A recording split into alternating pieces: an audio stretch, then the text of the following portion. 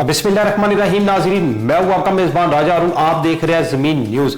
आज हम आपको मल्टी कोऑपरेटिव हाउसिंग सोसाइटी का जो इलेक्शन होने जा रहा है 14 तारीख को, इससे पहले भी इलेक्शन हुआ था, जो फाउंडर ग्रुप ने उस इलेक्शन को विन किया था।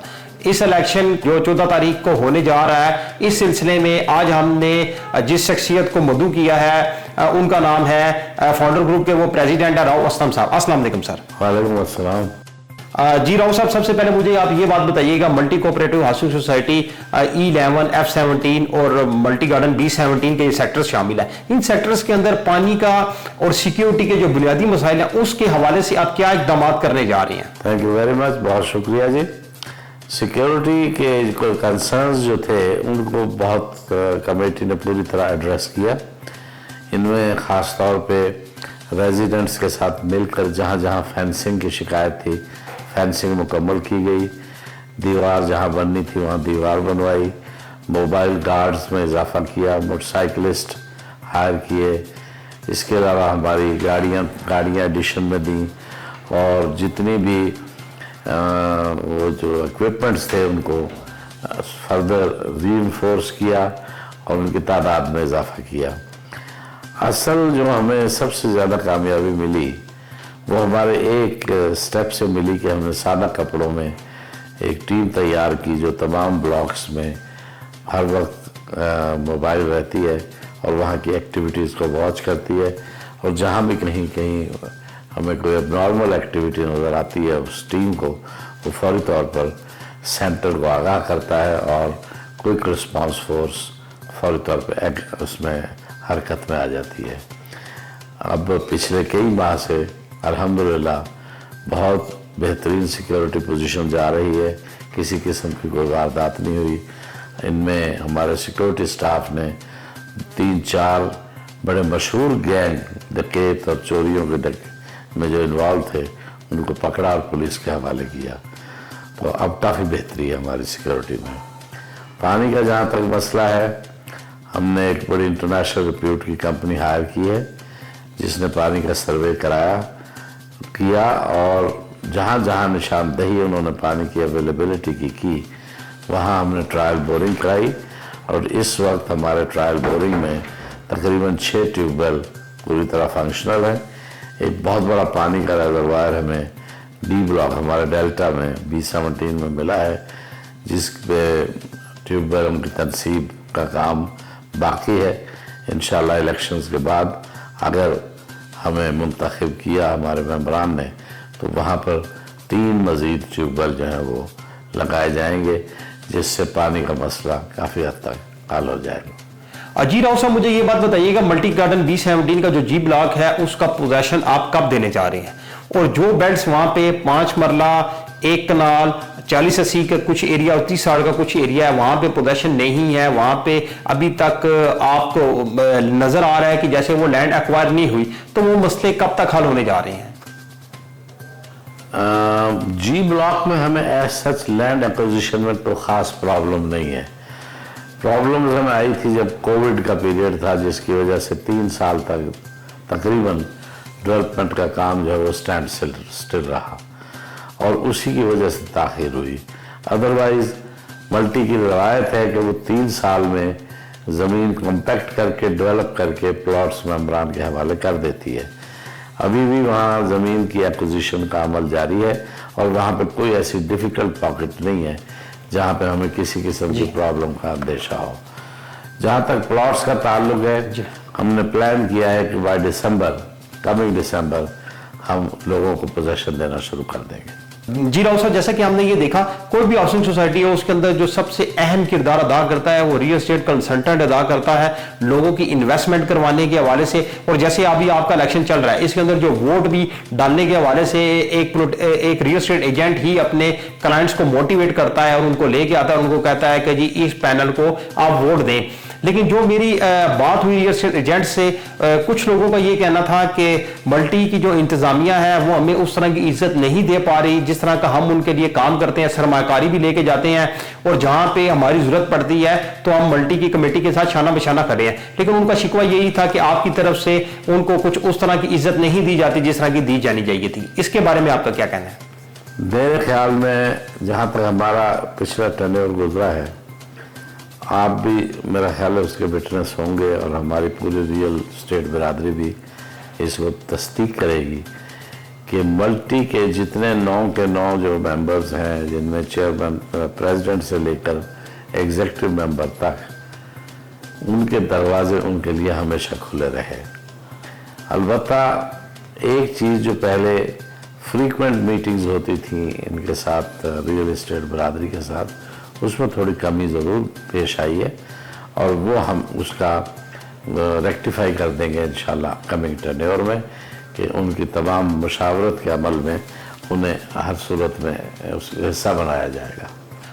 राव साहब, मुझे ये बात बताइएगा, अभी कुछ अर्सा पहले जैसा कि आपकी इंतज़ामिया ने जी ब्लॉक की खुसूसन और उसके अलावा बाकी ब्लॉक्स की भी जो सी है वो फाइलें जो सी है वो कैंसिल की हैं।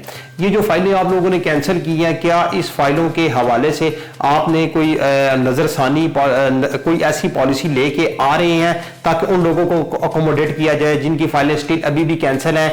क्या उनको कोई आप ऐसा रास्ता दे रहे हैं कि जिसकी वजह से वो इससे अकोमोडेट हो सकें या अपने प्लाट को बहाल करवा सकें? नहीं, ऐसा नहीं है। अगर वो देखिए, जहाँ तक ताल्लुक है ना कैंसिलेशन का, सोसाइटी जो है वो मेंबरान के पैसों से चलती है और इसके जितने डेवलपमेंट के काम हैं वो मशरूत हैं इस बात से कि अदायगियाँ बर वक्त की जाएं। अब जो इन्फ्लेशन का हाल है हमारे मुल्क में, वो एक ऐसा फिनोमेना है जो देखने में आया है कि इन्फ्लेशन एक प्रोग्रेसिव उसके तहत बढ़ती चली जा रही है।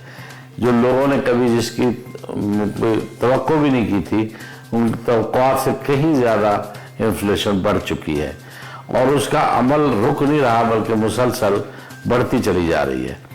ऐसी सूरत हाल में अगर हमें बर वक्त अदायगियाँ लोग नहीं करेंगे हमारे मेंबर, तो फिर डेवलपमेंट का काम सफ़र करेगा और डेवलपमेंट का काम जब एक मरतबा इन प्रोसेस हो और वो अगर फंड्स की वजह से रुक जाए तो रीस्टार्ट करने में आप समझते हैं कि उस पर कितने एडिशनल एक्सपेंडिचर्स इन्वॉल्व होते हैं। मल्टी ने अपने डेवलपमेंट के काम को रुकने नहीं दिया, लेकिन साथ साथ तमाम जो हमारे मेंबरान हैं उनको परसुएड करते रहे कि जल्दी से इसकी पेमेंट, अपनी अदायगियाँ जो है उनको क्लियर करें। नोटिस दिए, अखबारों में इश्तिहार दिया और सोशल मीडिया के ज़रिए उन्हें इन्फॉर्म किया गया ताकि इन्फ्लेशन की नज़र ना हो जाए हमारा डेवलपमेंट का काम और हमारी कमिटमेंट्स जो है वो ऑनर होने से रह जाएं। बदकिस्मती से जब बिल्कुल ही रिस्पांस नहीं मिला कहीं से और डिफ़ॉल्ट कंटिन्यू रहा तो उन्हें मजबूरी के तौर पर कैंसिल किया गया। लेकिन उन कैंसिलेशन में उनको फिर भी उनके मफाद को सामने रखा गया और उन्हें ये कहा कि जिन्होंने एक से ज़्यादा फाइलें ली हुई हैं वो चाहें तो अपनी बाकी फाइलों की रकम एक फाइल में मर्ज करा लें ताकि उनकी पहली रकम और ये कम से कम एक प्लॉट जो है उनका इंटैक्ट रहे। तो इस तरह से बहुत सारे लोग कैंसिलेशन से बच गए और उन्होंने अपने प्लॉट बचा लिए। अब भी हमारी अब नई स्कीम, नए रेट्स जो हैं, जो कमेटी ने और एजीएम ने अप्रूव किए हैं, उन पे जो मेंबर प्लॉट लेना चाहेगा हम उसे प्लॉट देंगे। ये ज़रूरी नहीं है कि वही उनका पुराना प्लॉट हो, जहां अवेलेबल होगा वहां उन्हें देंगे। जी राव साहब, मुझे ये बात बताएं कि मल्टी गार्डन B17 का जो जी ब्लॉक है, इसका अगर मैप देखें तो इसको एक तरफ से कनेक्टिविटी मिल रही है मोटरवे की तरफ से, और ये भी बातें बाज़ चल रही थी कि मल्टी गार्डन B17 का अपना इंटरचेंज जो है वो बनेगा जिससे ये तमाम एरिया जो है वो फैसिलिटेट होगा। तो वो इंटरचेंज के हवाले से क्या पेशरफ्त है, वो कब तक बनने जा रहा है? इंटरचेंज के लिए हमने अप्लाई किया हुआ है NHA में और इन प्रिंसिपल काफ़ी हद तक वो एग्री भी हो चुका है। सिर्फ कॉस्ट एस्टिमेट्स का मसला है कि उस पर NHA हमसे क्या कॉस्ट चार्ज करेगा। हम मुंतज़िर हैं कि ये श्रीनगर हाईवे पे 18 के लिए भी शायद एक प्रपोजल है इंटरचेंज की कि वो इंटरचेंज जब उसके कॉस्ट एस्टिमेट्स डिस्क्लोज होंगे तो उसको एज ए प्रेसिडेंट हम अपने इंटरचेंज के लिए फिर उनको दोबारा से उसे परसुएड करेंगे कि हमें वो इंटरचेंज की अप्रूवल दें। हमारी ये भी कोशिश है कि NHA खुद एक इंटरचेंज बना दे वहाँ पे, जिससे हैवी ट्रैफिक का मसला बड़ी आसानी के साथ हल हो सकता है। जो टेक्सला से सारी हैवी ट्रैफिक को उस पर डाइवर्ट करके मोटरवे से उसे निकाला जाए और उसके बाद जो प्रपोज रिंग रोड है उस रिंग रोड के साथ उसे जीटी रोड तक मुंसलिक कर दिया जाए। तो इंशाल्लाह हालात के मुताबिक मल्टी अपने फैसला इस बारे में करेगी जो मेंबरान के मफाद में होगा। जी राव साहब, रिसेंट मल्टी गार्डन फेज 2 आपने लॉन्च किया, इसकी तरक्याती कामों की जो सूरत हाल है उसके हवाले से बताइएगा और साथ साथ ये बता दें क्या इसकी ओपन ट्रांसफर होने से मार्केट के हवाले मार्केट बेहतर होगी और लोगों को फायदा होगा? क्या ऐसी कोई पॉलिसी आप लाने जा रहे हैं ताकि फाइलें ओपन हो और रेट्स बेहतर हो और लोगों को भी इसका फायदा हो? फेज 2 में लैंड एक्विजिशन का अमल जो जारी है उसको कॉम्पैक्ट किया जा रहा है। स्कीम का लेआउट प्लान बन चुका है जो मंजूरी के लिए रावलपिंडी डेवलपमेंट अथॉरिटी में जमा कराया जा चुका है। जहां तक डेवलपमेंट का फेज है, अभी जब लैंड एक्विजिशन मुकम्मल होगी तो उसके बाद डेवलपमेंट स्टार्ट की जाएगी। जहां तक फाइलों के ओपन होने का ताल्लुक है वो हम ज़रूर कमिंग टेन्योर में इंशाल्लाह उस पर पॉजिटिव डिसीजन देंगे।